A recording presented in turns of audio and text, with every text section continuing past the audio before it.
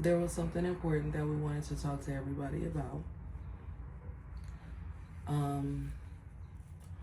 On January 26th of 2026, our daughter, Thyri Munachiso Aspen Williams, passed away from SIDS. She did not wake up that morning out of her sleep.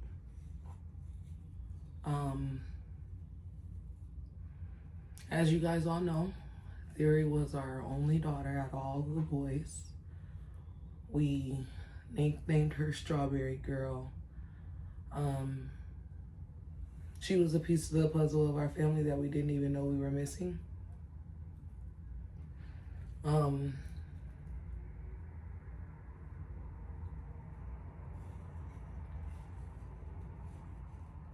January 25th of 2026 was just a regular day, regular good day.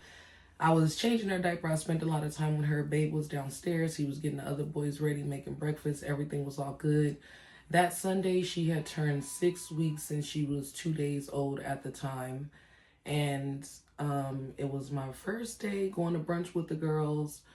I left on that Sunday around maybe 12:30, and I was back home around like 5:50, 6 o'clock that evening. And everything was fine. Babe had stayed here with the boys in Thyri. They watched the game with him and two of our brothers, watched the game. Everything was perfect. Everything was normal. When I came home, she was perfectly fine. We cooked dinner. We did all the night routine. Everyone was here. Some people, watched the game. I came back from brunch with my best friend and one of my other friends, and everything was normal. We were chilling with Thyri, had a good time. We cooked dinner. We put the kids to bed, took a bath. Everything was fine. Everyone left. We went to bed. Woke up with Thyri 11. She woke up again around 2 for a feeding, went back to sleep. She woke up for the last time around 3 o'clock a.m. We woke up and went downstairs to make her bottle. And she was perfectly fine. I fed her bottle. Me and Babe were in the kitchen just kind of talking. He took Thyri from me. He burped her. And I remember saying, well, I'm tired. I'm going to go upstairs and go lay down. It was around 4 o'clock at this point. And normally we do that switch off. So that's pretty normal at that time in the morning, where I do majority of the night and then he does the early morning of the hours. So I was going upstairs and, I was like, hey, give me Thyri. I'll take Thyri. And he was like, no, I got her. You just go ahead and go lay down. And I walked upstairs to go lay down. We have cameras in our house as well. So around 4:38, Babe was kind of just in the kitchen. You can see him. He was just chilling with her, laughing with her, burped her. And then around 4:38, he laid her down on the couch. And then he sat on the other couch. And he was on his phone, and then he fell asleep. At about 8:17 is the time that I remember seeing when 8:17 is about the time that I remember seeing when I kind of jumped up out of my sleep that morning, and I looked over at the bassinet next to me. I'm like, where's Thyri? And then I remembered, like, oh, she's with her dad. So when I came out the room, I looked over our stairs, and we had some blankets folded up on one side of the couch, so I couldn't really see where she was laying. So I'm like, hey, Talik, like, where's Thyri? Kind of in a panic. And he jumped up out of his sleep, like, what are you talking about? Like, and then he's like, she's right here on the couch. And he's, like, why, looking at me in the sense as, like, why am I panicking? And so for a moment, my heart kind of felt like, okay, she was right there. But when he picked her up,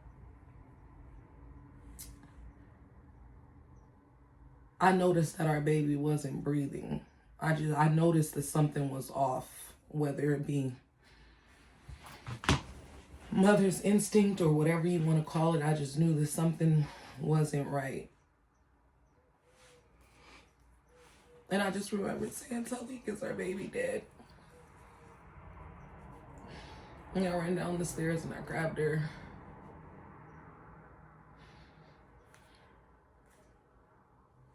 He went into a panic. Then I started trying to give her CPR.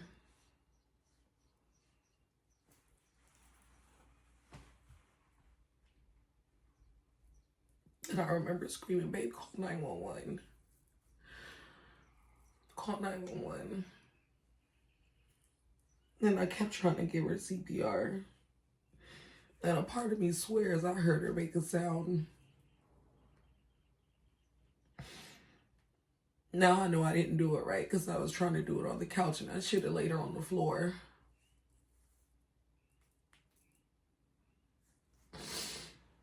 And I was so much in a panic. Babe was on the phone with 911. And I picked her up and I grabbed a bottle of water and I remember it was cold. I'm like, if anything could help her wake up, it was cold water and make her like, you know, jerk or something. I splashed her, both of us, with the cold water and she didn't move. And then that's when I just grabbed her and I sat on the couch and I was just rocking her. And I was like, you know, Thyri, please, like, please, please, please. And before you knew it, the ambulance came.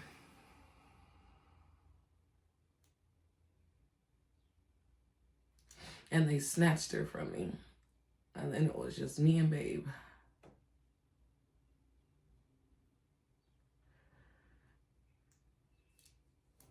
And we were just there,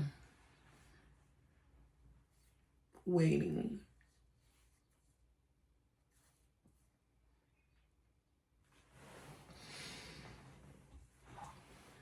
Mind you, the other kids are upstairs, so heard the panic. Our oldest, Day.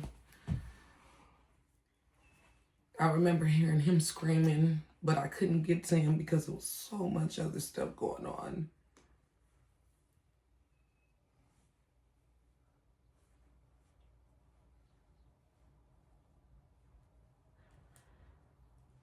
And then the ambulance,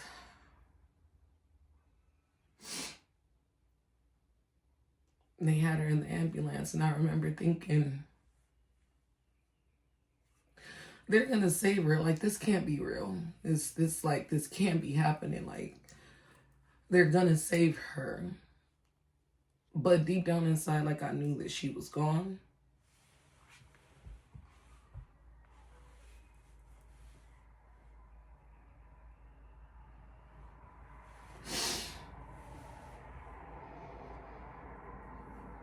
I knew that she was gone because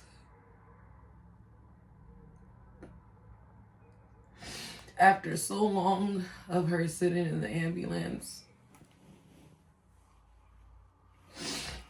and the ambulance not moving or taking off to rush to the hospital, that was a red flag for me.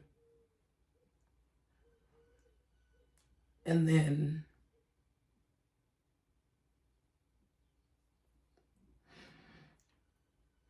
we waited.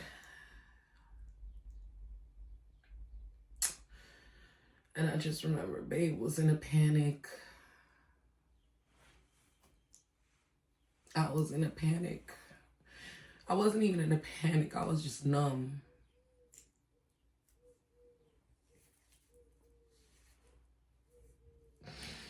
I just knew that this shit wasn't happening. Like, this can't be real. There's no way that this is happening to us. There's no way that my daughter is in the back of this damn ambulance, who I was just with, who was just perfectly fine.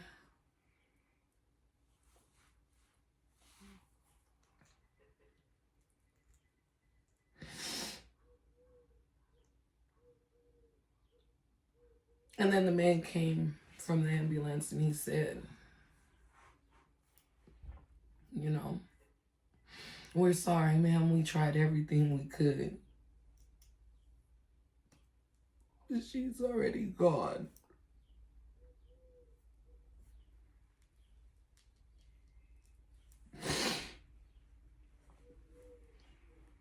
And I went numb.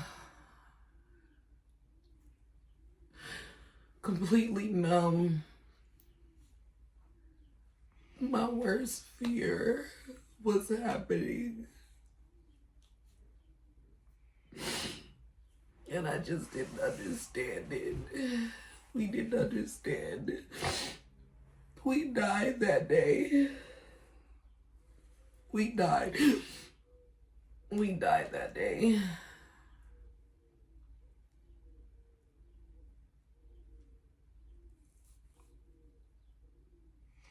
And we didn't understand what happened. And we thought we had done something wrong. Like, what did we do? What step did we miss? Where did we mess up?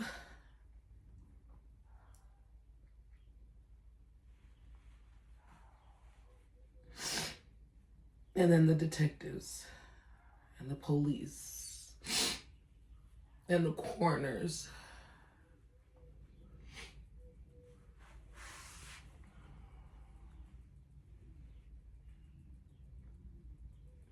And they come in and they make you feel like a criminal.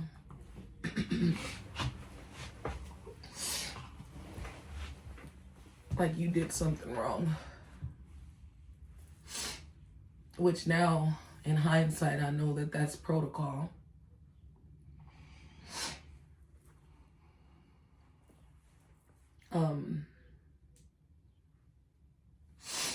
And they come in and they take the cameras and they put us all outside and they take pictures and they ask questions and they make you repeat everything you did.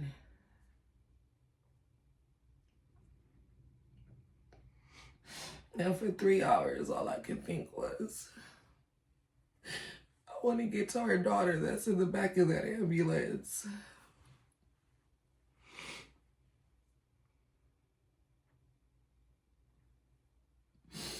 I remember she had pooped.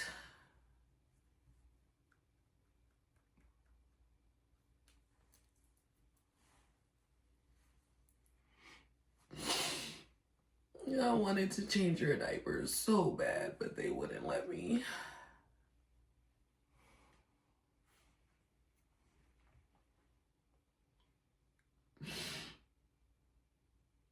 She just looked like she was asleep.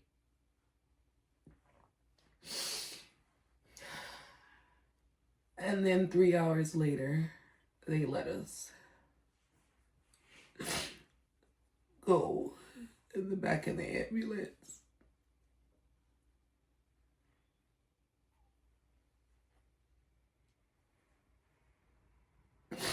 And she just looked like she was sleeping. But in that 3 hour time span, she had went from just looking regular sleep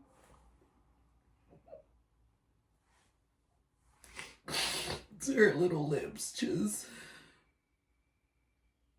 they were always so pink and strawberry-ish. They started to look a little purple. And her fingertips started to look purple. And her toe. Yeah, when I was holding her, she was so cold.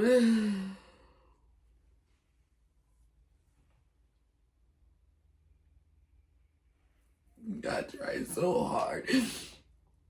I tried so hard to hold her, to put her close to my heart, because I just knew, like, if I just put her close enough to my heart, then she is going to take my heartbeat and she's going to beat it and she's going to breathe. But unfortunately, that didn't happen. My heartbeat wasn't strong enough to save our baby girl.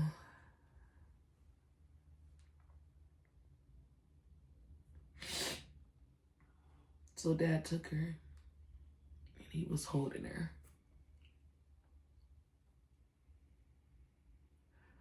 And we had just knew some way, somehow we had to have felt her. We had to have done something wrong. It doesn't make any sense. How did we raise all of our boys and small 3-pounder twins, NICU babies, and we somehow just wake up and our daughter is not breathing?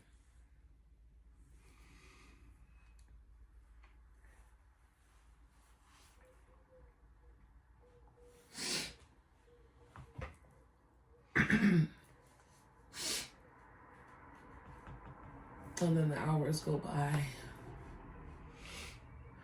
And the first day, it wasn't true. This just wasn't happening. I was just waiting for them to call me and tell me she was at the hospital.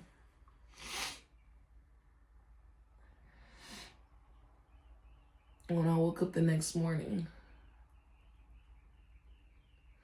and I looked at the clock said exactly 8:17. And not even that I woke up, because I don't even think we slept. Let me just say, when we opened our eyes, the clock said 8:17 again, which was the exact time I had woken up the morning before. But when I saw that time again, it was a slap in the face, because that's when I knew our daughter was gone for real, for real. Because nobody cannot breathe for 24 hours.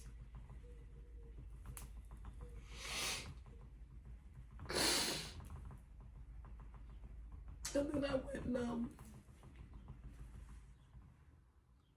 And there was no more movement. Everything stopped.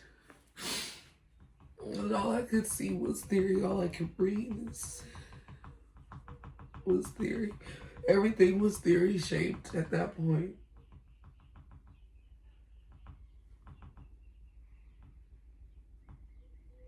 They had took the kids. We now know standard procedure. And so, good thing is we had a family brother of ours, family brother, whatever, of ours, who took custody of the kids instead of them taking them into the, foster, whatever you call it. So we couldn't have access to the kids for 39 hours in total while they did the investigation.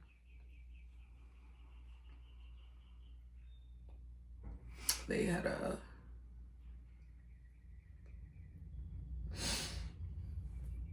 to do a whole autopsy report on our body, so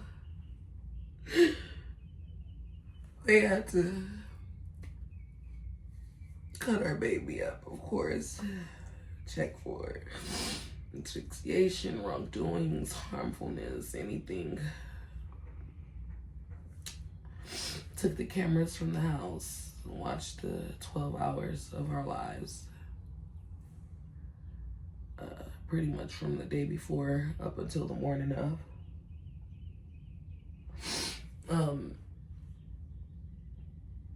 And then they called and they said,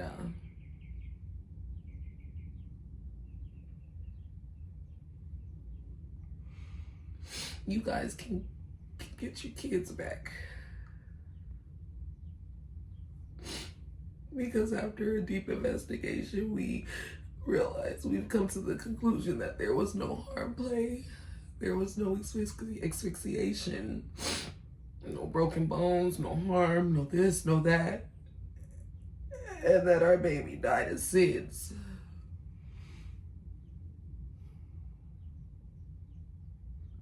Which is something that happens in every 1 in 4 child. And it's unexplained. They don't know what it is. But in a long nutshell, it's just when the baby forgets to tell itself to breathe.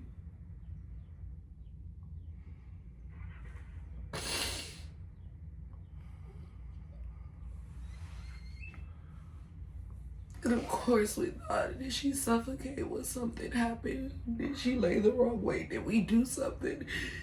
And so when you get that answer, it's almost like a relief, because now we know we get our kids back, we do this, that.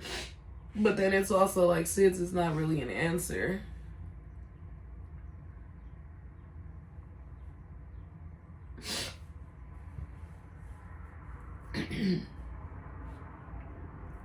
And so everything at that point still remains numb.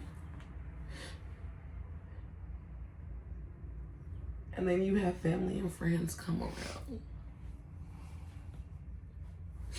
And I understand that in times like that, people don't know what to say. And you hear so many different things. You know, you can have another one. There was a reason, there was a plan.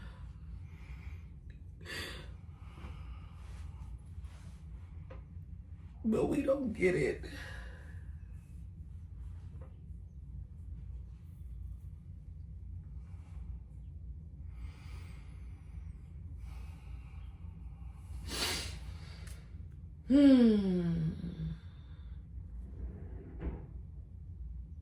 It tests your faith, you lose faith, you just don't understand. And everything becomes numb. And for days we wanted so badly to just go be with her. And I think I can speak for both of us when I say that. And then you look at the boys.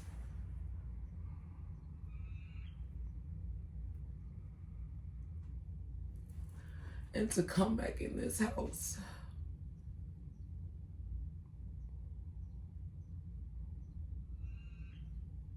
It just doesn't feel the same. Because as you see, we're in her room. And it's the first time we came in her room since she passed.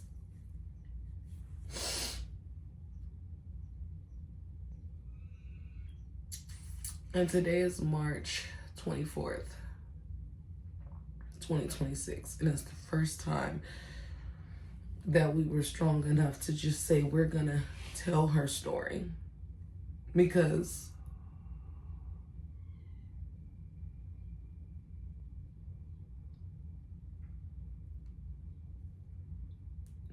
if we were proud enough to share her story, her pregnancy, her birth, we can't be ashamed to tell her story to the end. It took a lot for us to come to this place, grief support, all kinds of things, watching other people's videos, seeing people who go through this. And the biggest thing was realizing how common this whole SIDS things is. And we never realized it, never knew it.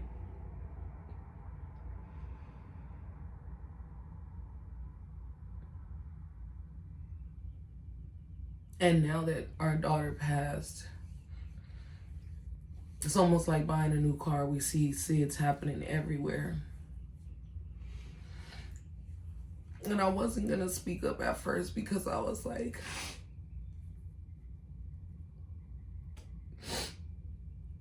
who's going to understand? Nobody's going to understand what we're going through. Nobody's going to understand. People are gonna judge and think this. And then I realized there's so many other mothers out there that go through this and go through it in silence because of those same thoughts. When in reality, when you finally come to the realization that was SIDS, there was nothing that you could have done. Whether it be the couch, the bed, the crib, the bassinet, the playpen in your arms.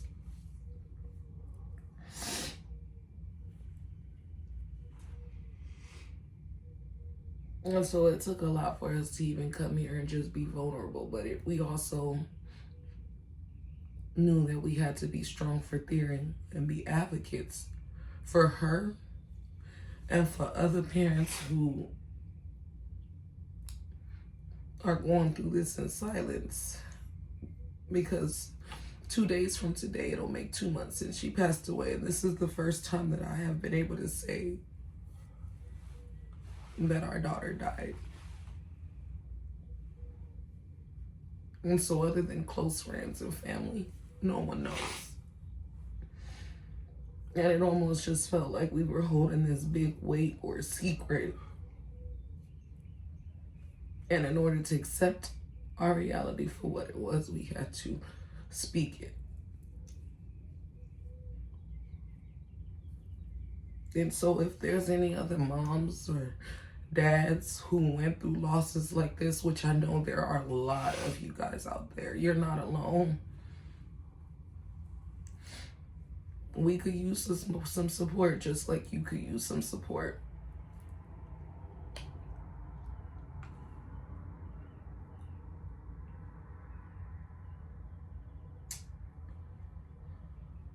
We had our daughter's memorial on March the 15th of this year. It was beautiful.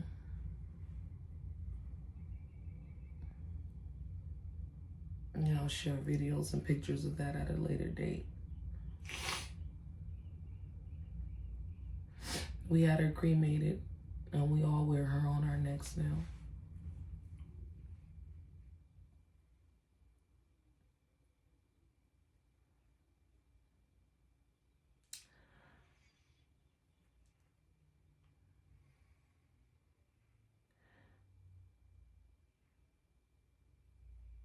I said one thing in the speech about her, which was,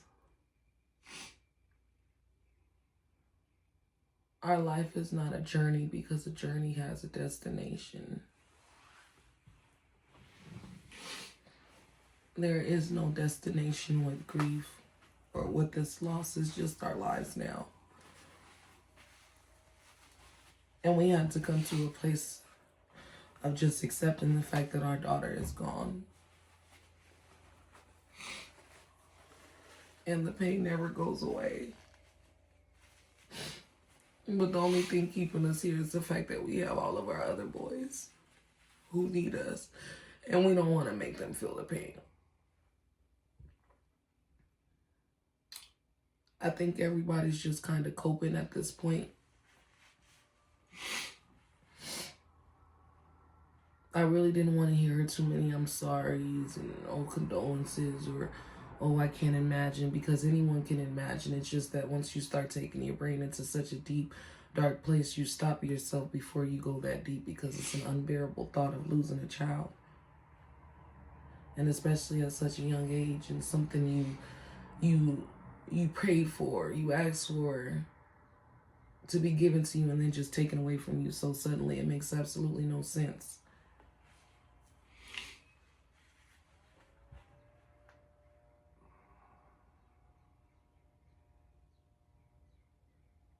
But I think to not speak on it and to not tell her story would have been the weak way out, the coward's way out. And so we chose to tell her story.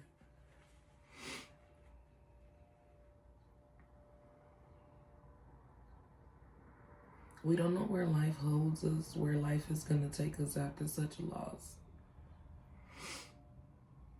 It took a lot of research and a lot of videos and a lot of group supports for us to even get to the place of accepting and being able to say it out loud, or even understand what the hell SIDS is, or even that it's not our fault. But we understand that now. And we also understand that our daughter is dead. And that she's not coming back, and she lives in the form of our breaths now. But our lives will never be the same, and we will never be the same people.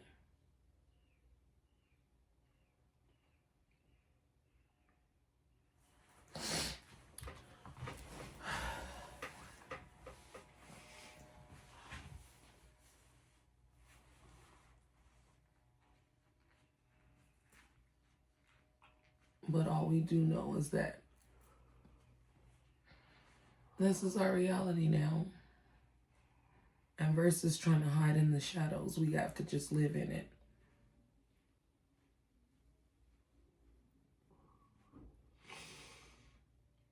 I want to speak her name.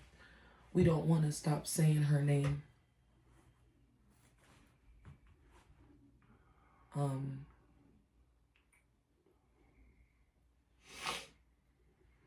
We are going to be changing the YouTube name to the Strawberry Family just in honor of Thyri.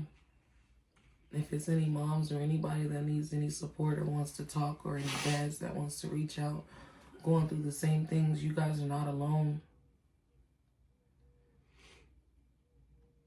I guess we're just brave enough to speak on it because we had no choice. We didn't want our daughter to die in vain.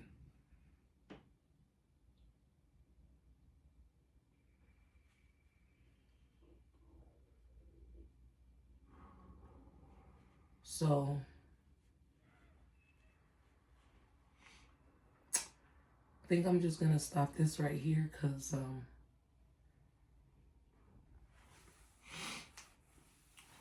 that's the story. I mean, we want to share our growth and our grieving and our healing journey as time comes. But I think this is just step number one. I'm just letting it be known and putting it out there. And now we digress. And if it comes to my heart to share more in-depth details and parts to help other people, then it does. And if it doesn't, then we don't. But this is the story of our strawberry shortcake, our strawberry girl. Lived to 6 weeks and 2 days and passed away of SIDS unexpectedly. Sudden infant death syndrome on January 26, 2026. And she was born on December 12th of 2025, and that day will forever be one of our biggest accomplishments. The missing piece of the puzzle we didn't know we needed. And the day that our life learned a new meaning. The day Thyri Munachiso Aspen William became our daughter. And she will forever be our daughter.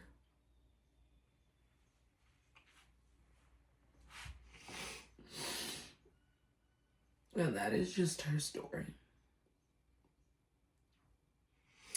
But we are going to keep meaning and life and name. So anytime you guys see a strawberry, just remember our baby girl. Drop a strawberry in the comments.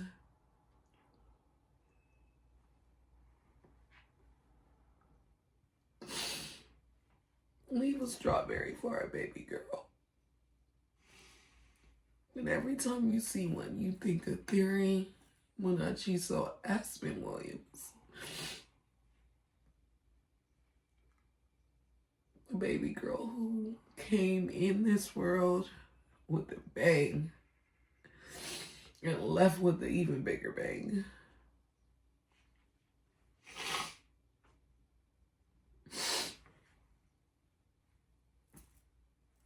That's all we got.